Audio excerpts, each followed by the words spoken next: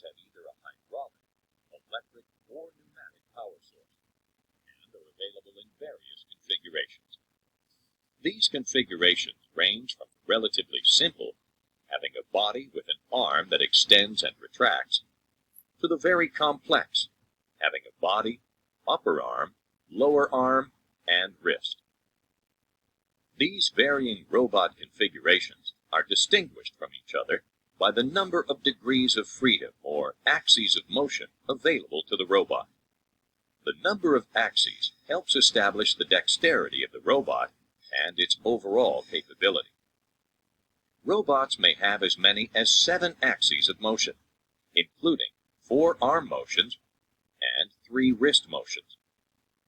These axes, or joints, are either linear in motion or rotary. Another important characteristic of an industrial robot is its work envelope. This represents the robot's maximum reach in all directions. It varies with the robot's configuration and overall size.